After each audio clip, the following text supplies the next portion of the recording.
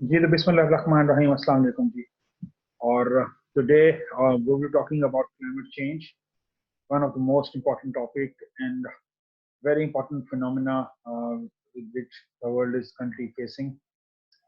और आजकल जो है इस पे बहुत बात हो रही है, तो इसको हम डिटेल में देखेंगे. It's very important subject that we will discuss today. Okay, let us see. This is the content that we have: climate change, science, greenhouse effect, Earth cycles, law of thermodynamics, how it all relates, projections, further research, and further reading. So, difference between climate and weather, very common two definitions. Climate is basically, weather is basically condition of atmosphere of a particular time on a short period of time. Weather जो है वो बहुत ही छोटे period of time के लिए जो condition होती है एटमॉस्फेयर की, उसे हम वेदर कहते हैं. जैसे आज लाहौर का मौसम कैसे है, कल लाहौर का मौसम कैसा था, या आज कराची का मौसम कैसा है, तो ये वेदर है. Climate refers to the weather pattern of a place over a long period of time, maybe 30 years or more, long enough to yield a meaningful data.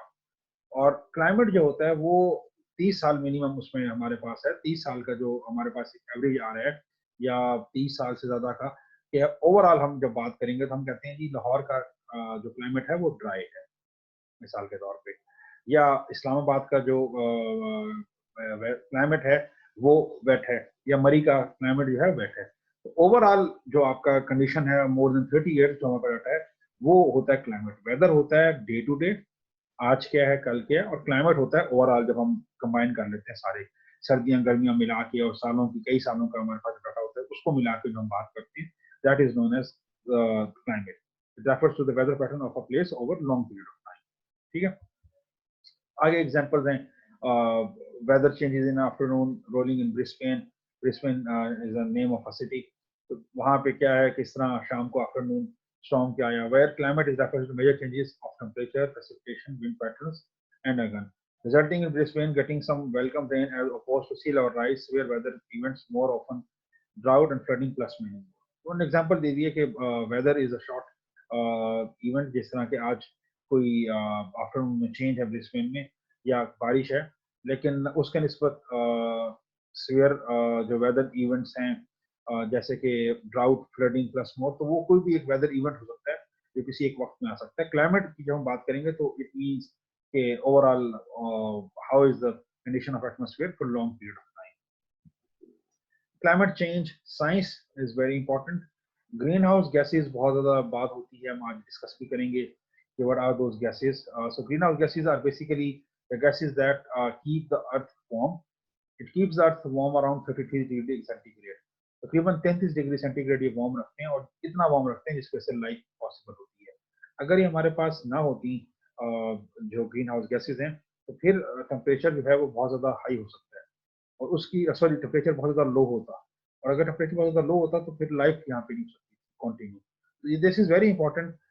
ये जो हमारे पास हैं इनकी वजह से ग्रीन हाउस की गैसेस की वजह से टेम्परेचर इतना होता है जिसकी वजह से लाइफ कंटिन्यू हो सकती है. अदरवाइज अगर ये ना होती तो बहुत ज्यादा टेम्परेचर माइनस में होता और लाइफ पॉसिबल ना होती. तो ये जो गैसेस हैं ये जो कॉज करती हैं उसे हम कहते हैं green house effect. It is also a natural process known as same principle as green house. Green house में क्या होता है कि आपने अगर देखा हो पौधों के लिए ग्रीन हाउस यूज किया जाता है, तो वो एक लकड़ी का या लोहे का आप समझ लें कोई बिल्डिंग बन जाती है, और उसके ऊपर प्लास्टिक शीट होती है, उसके अंदर पौधे जो हैं वो ग्रो किए जाते हैं. तो उसका प्रिंसिपल क्या होता है कि वो सूरज की छाएं आती हैं उसके अंदर, और फिर वो वहां पर ट्रैप हो जाती हैं और वापस नहीं आ पाती. तो हम सर्दियों में गर्मियों की सब्जियां उगा सकते हैं कि हमारे पास हीट जो है वो रिटेन हो जाती है. जितने भी जो एक ग्रीन हाउस होता है, ये पूरी दुनिया में है कि वो जो लेयर है ग्रीन हाउस गैसेस की, वो डेवलप हो जाती है, और वो सूरज की शुआओं को बाहर नहीं जाने देती. सूरज की शुआएं जो आ जाती हैं जमीन के ऊपर, सूरज की शुआएं आती हैं जमीन को गर्म करती हैं, वो वापस नहीं जा पाती उन गैसेस की वजह से, और अर्थ गर्म होती है.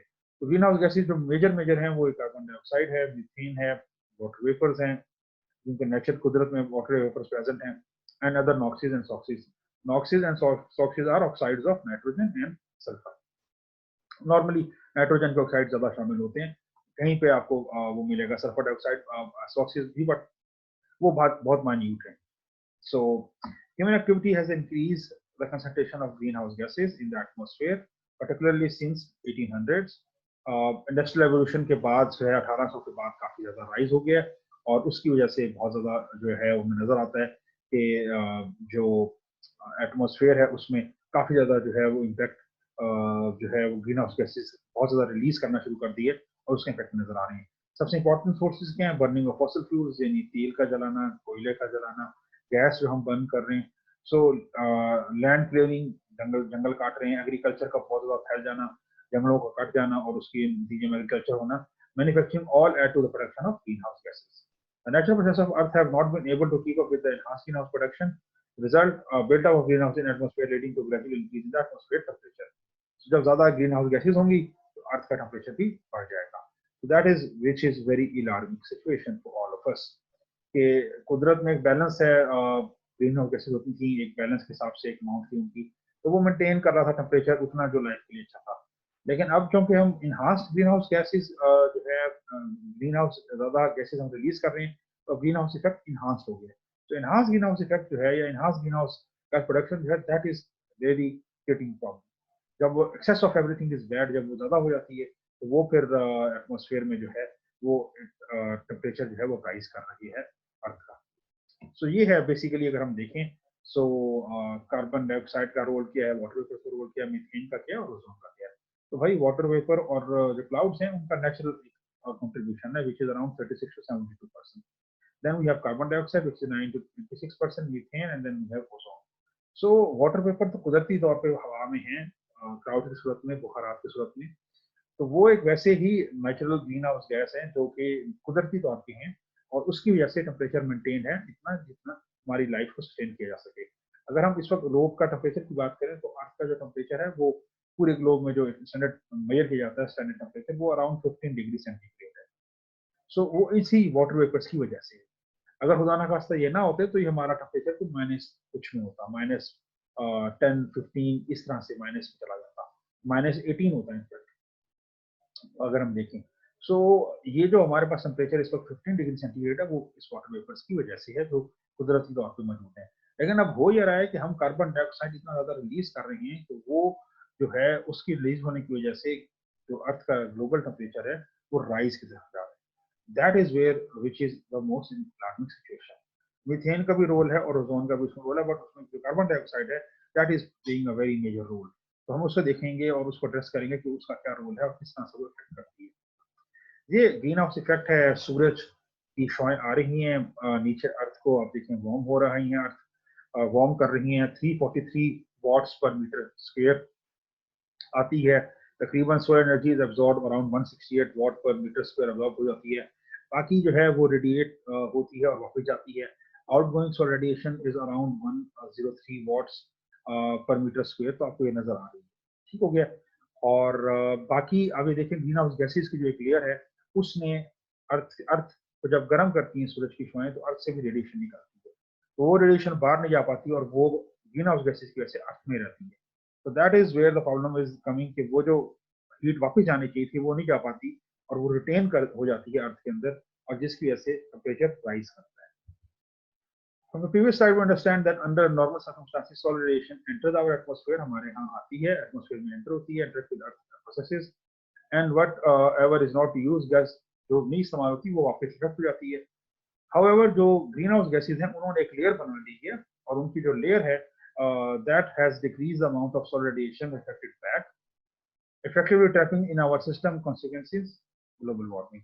वो जो है वो बाहर नहीं जाने दे रही और जो लेयर्स जो रेडिएशन थी अर्थ से, और स्पेशली दूसरा काम ये है कि वो जो कुछ नेचुरली तौर पर रिफ्लेक्ट होती थी बात वो सूरज की शुआएं आती थी वो जो रिफ्लेक्ट हो जाती थी उनको भी वो रिफ्लेक्ट नहीं हो पा रही, वो भी अब्जॉर्ब हो रही हैं और कुदरती रिफ्लेक्शन भी कम हो गई और कुदरती जो एमिशन थी अर्थ की रेडिएशन वो भी कम हो गई बाहर जाना। तो अर्थ जो है वो वार्म होना शुरू हो गई है इसकी वजह से। इस पे डिवाइडेड ओपिनियन है, कई लोग कहते हैं कि होता है नहीं होता। Most scientist believe the global warming is happening, other believe that it is part of the natural process.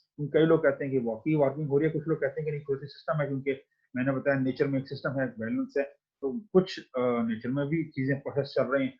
अब ग्रीन हाउस इफेक्ट जो है वो नेचुरल फिनोमेना, जो सब मसला है वो enhanced green house effect, not the green house effect itself is a problem. That is a natural phenomena. So इस वक्त इनहांस जो ग्रीन हाउस गैस इफेक्ट है वो प्रॉब्लम है। अब वो कितने फीसद है ये डिबेटेबल टॉपिक है, इस पर बहस होती है और बात होती है। इस वक्त जो दो तीन बहुत अहम इदारे हैं उनमें एक United nation framework convention on climate change है, यूएनएफसीसी, और दूसरा है IPCC, inter government panel on climate change. ये दो इदारे हैं, बहुत ज्यादा काम कर रहे हैं। इसके अलावा और भी इदारे काम कर रहे हैं, but these are the two major organization that are working in climate change और ग्लोबल वार्मिंग। ठीक हो गया। प्रिकॉशनरी प्रिंसिपल भी जो है इसी से रिलेट करता है। 82 में IPCC inter governmental panel environment ने एक आइडिया दिया था प्रिकॉशनरी प्रिंसिपल का, विच इज वेरी इंपॉर्टेंट। वो कहता ये है कि when there are threats of a serious और irreversible environmental damage, lack of full scientific certainty should not be used as a reason for postponing measures to prevent environmental degradation. Precautionary principle ये कहता है कि अगर हमारे पास कोई ऐसा threat है जो कि बहुत ज्यादा सीरियस नेचर का है और इन्वायरमेंटल डैमेज है, और इवन अगर साइंटिफिक डाटा हमारे पास सफिशिएंट नहीं है जो उसको प्रूव कर सके, या अभी तक साइंटिफिक एविडेंस या रिसर्च उस नतीजे पर नहीं पहुंची जो साबित कर सकें कि वाकई ये 100% इस तरह है, बट वो थ्रेट जो है वो हमारे लिए सीरियस है और इरिवर्सिबल है, तो ऐसे नतीजे में हम जो है we should not be postponing the measure to prevent environmental damage. हम ये नहीं कह सकते कि क्योंकि अभी तक साइंटिफिक डाटा हमारे पास नहीं आया तो हम मेजर्स नहीं लेंगे और हम प्रिवेंशन के लिए कोई स्ट्रैटेजी नहीं करेंगे। तो ऐसा नहीं करना चाहिए। प्रिकॉशनरी प्रिंसिपल कहता है कि अगर ऐसी कंडीशन हो तो इवन अगर डाटा आपके पास साइंटिफिक जो 100% ना हो, जितने फीसद भी आया, तो आप प्रिकॉशन मेजर्स दें, आप प्रिकॉशन मेजर्स दें ताकि अपने आप को आप सेव कर सकें, प्लेनेट को सेव कर सकें, अपने जो है एनवायरनमेंट को बचा सकें। In the application of precautionary principle, public and private decisions should be guided, careful evaluation to avoid wherever practicable serious or reversible damage to the environment, जहाँ पे हो सकता है बचाया जा सकता है बचाया जाए, जो भी प्रैक्टिकल लेवल है, सीरियस रिवर्सिबल डैमेज है, assessment of risk based consequences of various options, जो भी हमारे पास ऑप्शन मौजूद है उसको किस तरह से हम वेट करें और वेटेड कॉन्सिक्वेंसेज उनको देखा जा सकता है। It should not be noted कि इसकी वजह से ही एनवायरमेंटल असेसमेंट आना जो है वो शुरू हुई थी, जिसे हम EIA भी कहते हैं। और अब EIA इज वेरी इंपॉर्टेंट। आप कोई भी कारोबार, आप कोई भी बिजनेस स्टार्ट करें या इंडस्ट्री लगाएं या रोड बन रही है या पावर प्लांट लग रहा है, तो उसके लिए सबसे पहले EIA होना बहुत जरूरी होता है, environmental impact assessment. Before EIA के बगैर कोई भी आप मेजर जो है डेवलपमेंट नहीं कर सकते, कि आप उसका एनवायरमेंटल इम्पैक्ट कितना होता है एनालिसिस होता है। It's a complete study. EIA जो है पूरा एक सब्जेक्ट है, पूरा एक स्टडी होती की जाती है।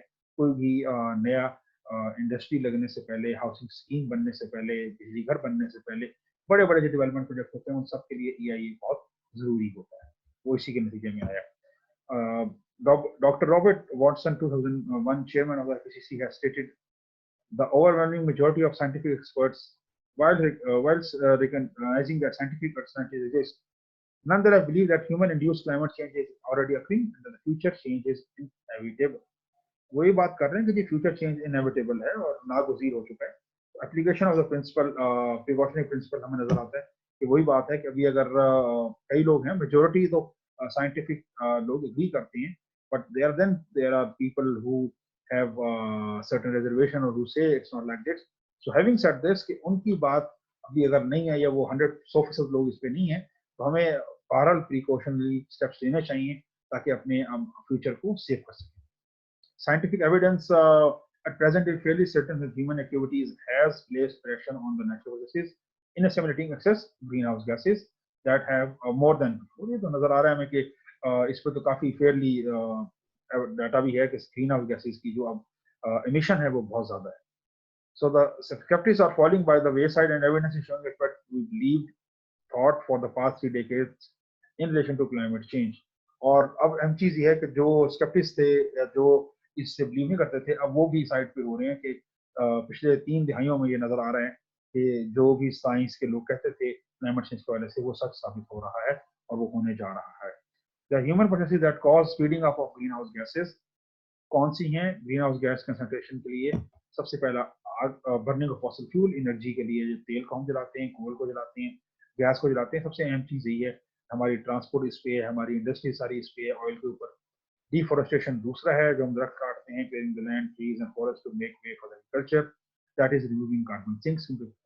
पौधे क्या करते हैं? कार्बन डाइऑक्साइड एब्जॉर्ब करते हैं, सबको पता है। फोटोसिंथेसिस करते हैं, कार्बन डाइऑक्साइड एब्जॉर्ब करते हैं, ऑक्सीजन देते हैं। तो अगर पौधे कट जाएंगे तो कार्बन डाइऑक्साइड एब्जॉर्ब नहीं होगी, ऑटोमेटिकली जो नहीं होगी तो वो इसका मतलब है कार्बन डाइऑक्साइड हवा में मौजूद होगी, और वो जो मौलिक होगी हवा में वो फिर ज्यादा उसकी अमाउंट होगी, वो नुकसानदेह होगी। Manufacturing processes such as product such और यू सच जैसे कि use and produce certain chemicals compounds that are green house gases such as magnesium smelting using sulphur hexafluoride. तो अब ऐसे जो कई और से जो है इंडस्ट्रियल स्मेल्टिंग है, प्रोसेसेस हैं, कई और प्रोसेसेस हैं जहाँ पे डिफरेंट कंपाउंड होते हैं। इस एग्जांपल जो है वो सल्फर हेक्साफ्लोराइड की है कि वो एक कंपोनेंट है, और इसका जो है ग्रीन हाउस गैस, इसका जो इनफैक्ट कार्बन इक्विवेलेंस की हम आगे जाके बात करेंगे कि ग्लोबल वार्मिंग पोटेंशियल होता है हर गैस का, इसका जो है सल्फर हेक्साफ्लोराइड का वो बहुत ज्यादा है, ये बहुत ज्यादा ग्लोबल वार्मिंग कर सकती है और इसका बहुत ज्यादा इम्पैक्ट है। तो इस तरह की और भी बहुत सी गैसेज हैं जो रिलीज हो रही हैं डिफरेंट केमिकल प्रोसेसेस से, इंडस्ट्री से, जो जाके ग्लोबल वार्मिंग बहुत ज्यादा हाइक कर सकती हैं और कर रही हैं। Inconvenient truth is a fantastic movie, book in fact, और फिर उसके बाद मूवी है जो अल गोर ने बनाई थी, which was the vice president of USA, and he also run for the presidentship of the USA, और बुश के मुकाबले में इलेक्शन लड़ा था। Unfortunately he lost the election, but he is a die hard environmentalist, and I am also been very greatly big fan of Al Gore, and I have been he has really inspired me a lot as well. Inconvenient truth जो है वो बहुत जबरदस्त movie है, documentary है, इसको Oscar मिला है एनवायरमेंट के ऊपर। I think this first of its kind of documentary that came. उसमें से दो चीजें हैं जो मैं शेयर करूंगा, बुक भी है मैंने बताया और फिर डॉक्यूमेंट्री भी है। So let us see what Al Gore said. Each passing day brings yet more evidence that we are now facing a planetary emergency. हर गुजरता दिन हमें बता रहा है कि हम अब जो अपना सियारा है प्लेनेट का, इस इमरजेंसी की तरफ जा रहे हैं।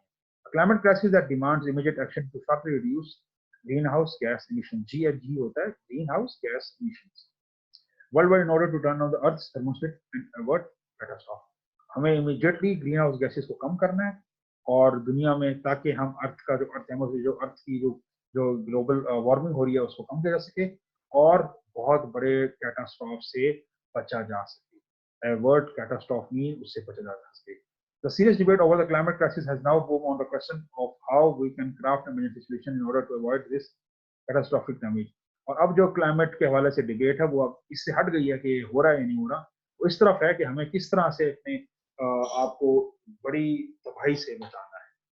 तो ये जो है कुछ सेइंग्स हैं अल गोर के, वो इस वक्त भी उसका क्लाइमेट रियलिटी के नाम से जो है उसने सीरीज शुरू की है, वो ट्रेनिंग्स करा रहा है पूरी दुनिया में। ही travels and he gives lecture on climate and he talk about कि हमें किस तरह से वर्कआउट करना है क्लाइमेट के लिए, बिकॉज ये एक ग्लोबल प्रॉब्लम है, ग्लोबल इशू है। अगर हम लास्ट 20 इयर्स के टेम्परेचर्स देखें तो आपको नजर आएंगे 20 hottest years on the record. Reliable instruments have been 1880 से हमारे पास जो है वो रिलायबल इंस्ट्रूमेंट्स हैं जिससे हमारे पास टेम्परेचर आ रहे हैं, और दुनिया के 20 गर्म तरीन साल हैं वो आखिरी 20 सालों में है। 19 of the top 20 hottest years recorded in the last 25 years.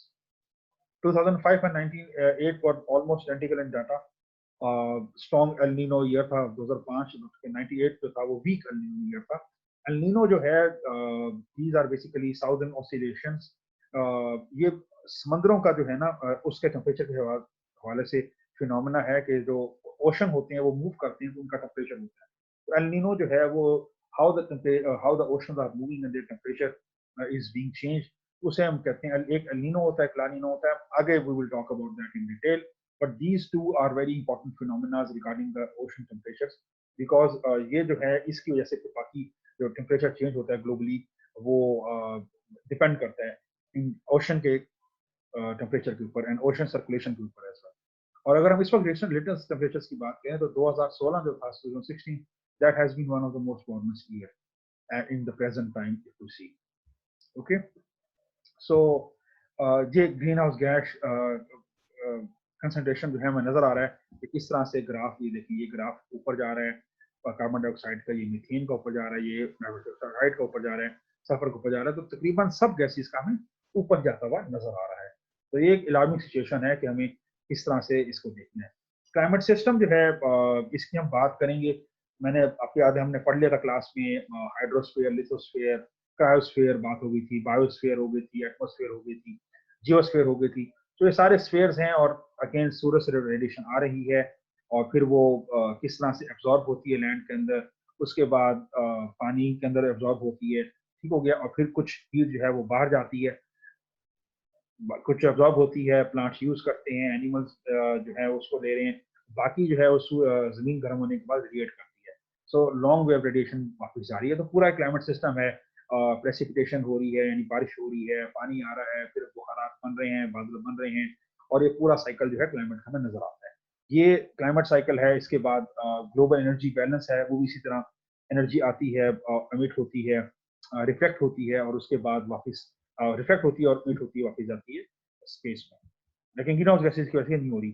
So global water cycle है। हमेशा आपने देखा है वाटर जो है, पानी समुद्रों में है, वो बुखारात बनता है, ऊपर जाता है, बादल बनते हैं, बादल बनकर फिर वो आते हैं, बारिश बरसते हैं, फिर पानी नीचे आता है, जमीन एब्जॉर्ब हो करती है, पौधे एब्जॉर्ब करते हैं, बाकी जो पानी होता है वो बहता हुआ दोबारा से दरियाओं में और समुद्रों में चला जाता है, और फिर वो बुखारात बनता है। तो ये साइकिल, वाटर साइकिल जो है, ये हमेशा से आप लोगों ने पढ़ा है, तो ये मूव करता है। But these are all very important cycles for the climate change. इसी तरह कार्बन साइकिल है, कार्बन मूव करती है लिविंग ऑर्गेनिजम्स में। ये वाटर में भी एक साइकिल उसका नजर आ रहा है, एक उसका लैंड पे नजर आ रहा है हमें साइकिल। सो मैं आगे डिटेल में बात करूंगा इन चीजों की, तो जस्ट गो थ्रू के ये नेचुरल साइकिल्स हैं, किस तरह से मूव करते हैं। So in a sense all the cycles आप देख लें, earth cycles are explained on the previous slide, have one thing in common, amount of energy, water, nitrogen, hydrogen, in fact all the natural resources containing of these elements at one time are in balance. हर चीज balance में, हर चीज move कर रही है balance में, हवा में जा रही है, हवा से जमीन में आ रही है, जमीन से पानी में, पानी से फिर हवा में, तो सब चीजें मूव कर रही हैं। The amount of each resource is within the whole cycle is relatively the same. और इसकी वजह से हम अब आगे जो बात करेंगे वो लॉ ऑफ थर्मोडायनेमिक्स की बात करेंगे, ठीक है। Law of thermodynamics very important law है। Energy exist in many forms such as heat, light, chemical energy, electrical energy. Energy is ability to bring change, thermodynamics is study of energy, ठीक है। तो दो चीजें क्लियर हो गई, energy क्या है, एबिलिटी टू डू वर्क, और ability to bring change, and thermodynamics study of energy. So हम आज जो बात करेंगे, दो लॉज हम डिस्कस करेंगे, थर्मोडायनेमिक्स के law, first law and the second law. So we got step all resources and processes behave the same way as energy. So pehla law, which is very important, law of conservation of energy, that energy can be transferred from one system to another, but it cannot be created or destroyed. और Einstein ने जो बात की थी वो भी यही था, E equal to mc square. और Einstein also stated energy and matter are interchangeable, and his equation also stated that their quantity of energy and matter is fixed in mass. So energy और matter fix हैं, एक form से दूसरी form में change हो रहे हैं। ये नहीं हो सकता कि आप एनर्जी या मैटर क्रिएट करते हैं, तो वो हमें उसकी डिपिक्शन नजर आती है इन वन और अदर, ठीक है। सो इसको हम आगे डिटेल में इंशाल्लाह बाद में डिस्कस करेंगे। तो कहना चाह रहा हूँ मैं आपको कि अगर हम इसको देखें, energy matter resources are never destroyed, never created, they simply transfer from one form to another. हम कोयला जलाते हैं, कोयला से जलने से हीट बनती है, हीट से पानी बॉयल होता है, पानी से स्टीम बनती है, स्टीम से टरबाइन चलती है, टरबाइन से बिजली बनती है, बिजली को हम यूज करते हैं अपने घर में लाइट चलाने के लिए, एसी चलाने के लिए, अप्लायंसेस करते हैं। सो ठीक है, वाटर को पानी गर्म करने के लिए हम यूज कर रहे हैं, हम बिजली घर रोशन करने के लिए यूज कर रहे हैं। So energy is moving from one form to another. Coal की एनर्जी जो स्टोर थी वो हीट में बनी, हीट से उसने वाटर को स्टीम में किया, स्टीम से फिर वो टर्बाइंस को फ्रिक्शन कॉज किया, वहां से इलेक्ट्रिसिटी बन गई, एनर्जी जो थी वो वापस आई, अप्लायंस में गई, लाइट में गई, लाइट में फिर वो हीट एनर्जी में कन्वर्ट हो गई, फिर वो लॉस हो गई इन्वायरमेंट में जाके। So energy is moving from one form to another. ये फिजिक्स में भी आप लोगों ने पढ़ा है, बड़ी कॉमन स्टेटमेंट है। And energy can never pass. So second law, हम बात करते हैं सेकंड लॉ पे। पहला क्या है, energy can neither be created not destroyed, it moves from one form to another, and the whole energy of a system is conserved. It remains the same. Energy can never pass spontaneously from colder to hotter body. हमें पता है गर्म से ठंडी की तरफ जाती है, कभी भी ठंडे से गर्म की तरफ हीट या एनर्जी मूव नहीं करती। As a result of this, the natural processes that involve energy transfer must have one direction. बताया हमेशा एनर्जी गर्म से ठंडे की तरफ जाती है, ठंडे से गर्म की तरफ नहीं आती। सो एक डायरेक्शन है और इरिवर्सिबल होता है। This law also predicts that there is entropy or an of an isolated system which always increases with time. Entropy होता है measure of disorder or randomness of energy or matter in the system, या हम कहते हैं जो energy waste हो जाती है। Because of second law of thermodynamics, both energy and matter in the universe are becoming less useful as time. क्योंकि वो वेस्ट हो रहे हैं, डिसऑर्डर उसके अंदर आ रहा है, इन समझाता हूँ कैसे। एनर्जी हमेशा वेस्ट होगी और वो फिर वापस आ सकती है। इसका अच्छी एग्जांपल यहाँ पे दी गई है। Once the transfer energy has occurred, it cannot be recovered the same way. Frying pan जो है, हमने अगर चूल्हा चलाया उसके ऊपर रखा है, गैस चल रही है और वो हीट आ रही है और उसके पास फ्राई पैन में हमने फूड कुक कर लिया है, हमने उसे खाया। अब वो एनर्जी जो थी वो चेंज भी हुई बट एनर्जी लॉस्ट भी हुई बहुत सारी। लीविंग द फ्राइंग पैन और the stove, the energy lost through the transfer of heat will not return from the atmosphere. जब हमने चूल्हा जलाया था और हमने फ्राई पैन पे गर्म कर रहे तो जितनी तो एनर्जी फूड के पकने में इस्तेमाल हुई वो तो हुई, बाकी जो थी वो हाँ हीट ट्रांसफर से थी। The energy was lost through the heat, through the transfer of heat to the atmosphere. अब हवा में वो चली गई जो हीट एनर्जी की सूरत में, अब वो वापस नहीं आ सकती कि वो हम कहें कि वो वापस एनर्जी जो है हमारे पास एटमॉस्फेयर से वापस आ जाए, food back to the pan और back to the flame. So ये एंट्रोपी है कि आपके पास जो है हीट वो लॉस हो रही है। ये भी आपके पास नेचुरल सिस्टम है जो हम बात करते हैं, लॉ है थर्मोडायनेमिक्स का। Therefore, we can relate the law of thermodynamics of all our cycles. The cycles operate in a very much same way. Water transforms from one state to another, from oceans to cloud to rain to steam to rivers to ocean. पानी का मैं बता चुका हूँ वो क्या है, वो मूव कर रहे हैं बादलों से, जो है समुद्रों से बादल बनते हैं, बादलों से बारिश होती है, बारिश जमीन पे आती है, फिर वो नदी नालों में चली जाती है, फिर वहां समुद्रों में चली जाती है, समुद्रों से फिर बादल बन रहे हैं, तो मूवमेंट हो गई है। All matter is neither getting not destroyed, it just shift from one form to. पानी की देख लें कितनी किस्में हैं, पानी बर्फ बन जाता है, फिर पानी बादल बन जाता है, फिर पानी बुखारात बन जाता है, फिर पानी पानी है जिस तरह से हमारे सामने दरियाओं और समुद्रों की शक्ल में है। तो ये मूवमेंट है, उसकी शेप्स हैं। Carbon emissions are expressed in terms of carbon dioxide equivalents, कि हम उसको मेजर करते हैं कार्बन इक्विवेलेंट की फॉर्म में। इस तरह से इसको देखा जा सकता है, और इस पर हम बात करेंगे। जी, तो हम लोग थे कार्बन इक्विवेलेंट्स के ऊपर। Let me come back. Carbon emissions are expressed in terms of carbon dioxide equivalent और global warming potential. हम कार्बन डाइऑक्साइड के इक्विवेलेंट की मेजर कर रहे होते हैं कि उसको हम कहते हैं ग्लोबल वार्मिंग पोटेंशियल की। It is expressed at carbon dioxide equivalent, यानी एक जितनी ग्लोबल वार्मिंग एक कार्बन डाइऑक्साइड का मॉलिक्यूल कर रहा है, तो उससे हम कंपेयर कर रहे होंगे बाकी मॉलिक्यूल्स को। यानी मिसाल के तौर पे कार्बन डाइऑक्साइड एक मॉलिक्यूल जितनी ग्लोबल वार्मिंग करेगा, अगर हम कहते हैं हमारे पास मीथेन है, तो मीथेन कितने ग्लोबल वार्मिंग करेगी, तो हम आगे जाकर देखते हैं कि मीथेन जो है वो 25 कार्बन डाइऑक्साइड के मॉलिक्यूल के बराबर जो है वो ग्लोबल वार्मिंग करेगी। जितनी कार्बन डाइऑक्साइड का एक मॉलिक्यूल करेगा उतनी जो है कार्बन डाइऑक्साइड, अगर हम मीथेन की बात करेंगे तो एक मीथेन का जो मॉलिक्यूल है वो 25 कार्बन डाइऑक्साइड के मुताबिक ग्लोबल वार्मिंग करेगा। तो हम इसको कार्बन डाइऑक्साइड इक्विवेलेंट की मेजर कर रहे होते हैं। यानी मिसाल के तौर पे कार्बन डाइऑक्साइड का जो लेवल है ग्लोबल वार्मिंग करने का वो एक स्टैंडर्ड है, और बाकी चीजें उस स्टैंडर्ड के मुताबिक हम लेंगे। ठीक हो गया?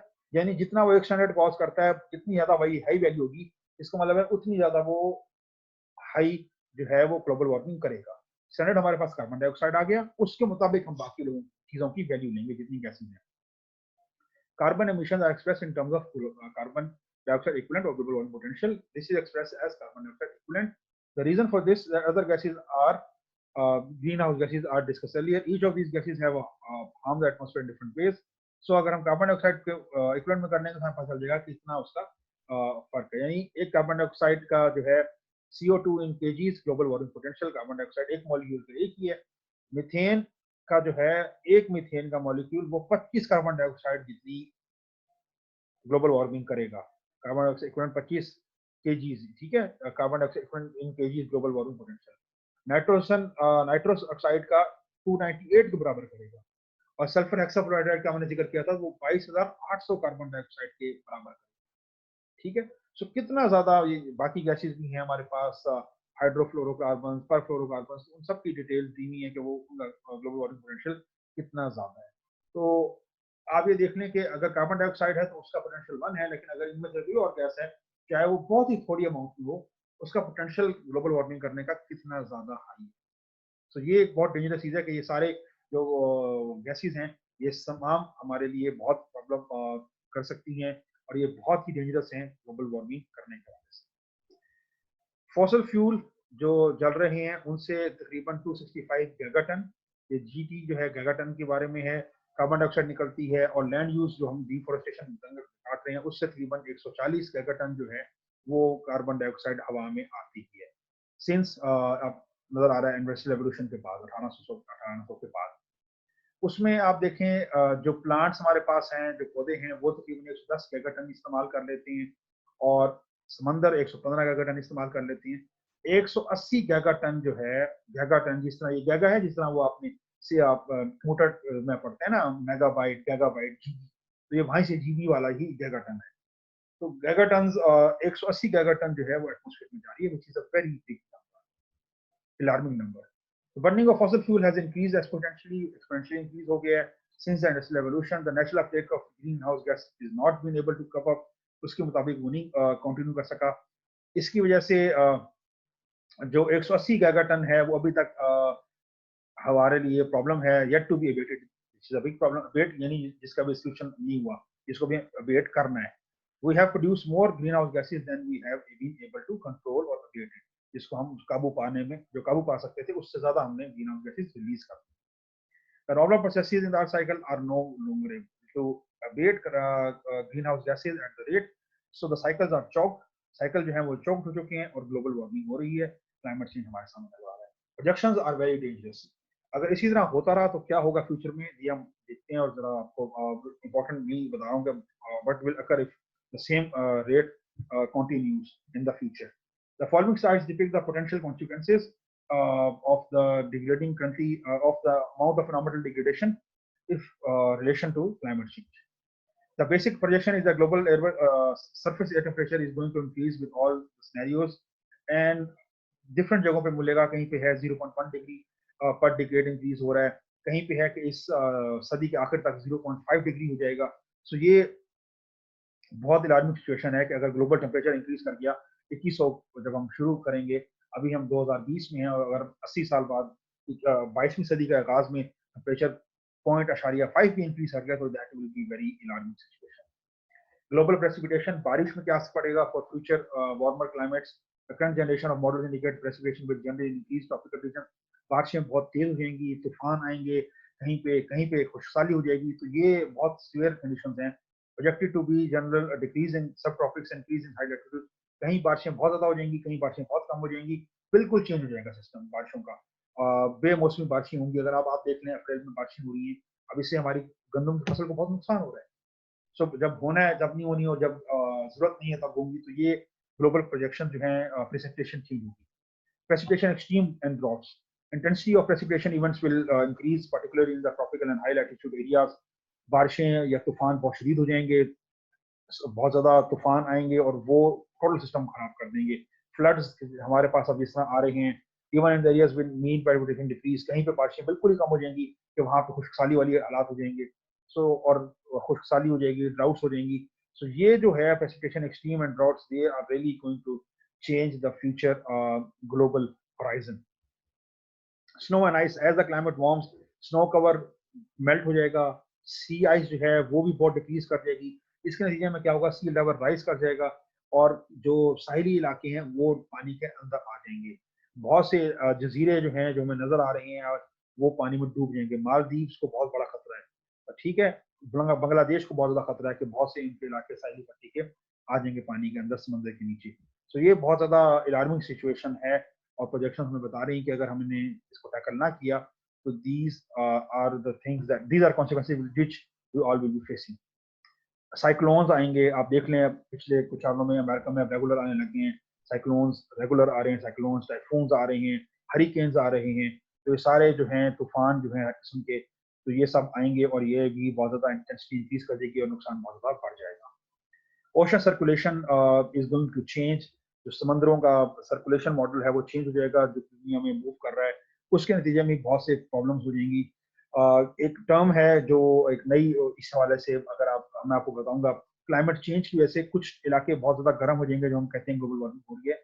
लेकिन अगर समंदर का जो सर्कुलेशन है मॉडल, उनकी जो एक सर्कुलेशन हो रही है, समंदर जो मूव कर रहे हैं पूरी दुनिया में, अगर वो चेंज होती है तो कुछ यूरोप के इलाके ग्लोबल कूलिंग में चले जाएंगे, विच मीन्स कि वहां पे आइस आ जाएगी, इतने ठंडे हो जाएंगे वहां पे जिसकी कोई इंतहा नहीं है। क्योंकि अगर आपके जो समुद्रों का सर्कुलेशन है वो चेंज हो जाएगी, तो कुछ इलाके फ्रीज, बर्फ जम जाएगी उन इलाकों में जहाँ पे पहले बर्फ नहीं होती, मतलब वो फ्रीज हो जाएंगे, टोटल ग्लोबल कूलिंग हो जाएगी वहां पे। तो ये भी एक बहुत जो है वो डेंजरस सिचुएशन है, इसी क्लाइमेट चेंज के सिनेरियो में हमें नजर आएगी। ठीक हो गया। Partial declaration of polar ice sheet would imply major changes in coastlines, हमने बात कर दी है। और समंदर का टेम्परेचर अगर राइज कर जाएगा उसके नतीजे में भी बहुत से तूफानों के आने का जो है वो बहुत ज़्यादा बढ़ जाएंगे, चांसेस बढ़ जाएंगे बहुत ज़्यादा।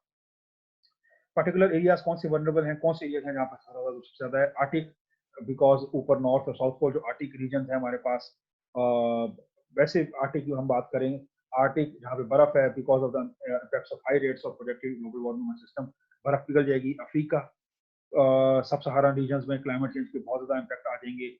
एग्रीकल्चर रीजन जितने हैं वहाँ पे तबाही हो जाएगी। एशियन मेगा डेल्टा की हम बात करें, पाकिस्तान में क्लाइमेट चेंज और फूड सिक्योरिटी पे बहुत बड़ा मसला हो रहा है।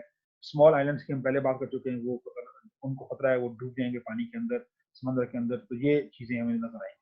As a result of global warming, the average global surface temperature is rising, sea temperatures are rising, weather patterns are changing, ecosystems are changing, and if not halted with this, ultimately led to the end of humankind. अगर इसको रोका ना गया तो ये human civilisation को के लिए बहुत बड़ा सवाल है कि खुदा ना खास्ता फिर इंसान जो है वो खत्म हो सकते हैं। फर्दर अगर आप पढ़ना चाहेंगे, डिस्कस करना चाहें, अल गोर मैं रिकमेंड भी करूंगा, इसकी मूवी है ये ट्रुथ, इसको देखें, नेट पे अवेलेबल है इजीली, और आपको बहुत लर्निंग होगी इस मूवी से। The economies of climate change, the Stern review is again a very good reading. The weather makers by Tim Flannery is another good reading. So if you want to broaden your horizon, so you can study these, this will help. This is it for today's lecture, and inshallah in the next lecture we will discuss other things in detail. So ab jo hai, I hope this was an introductory session, and it have built some basics for you for the climate change.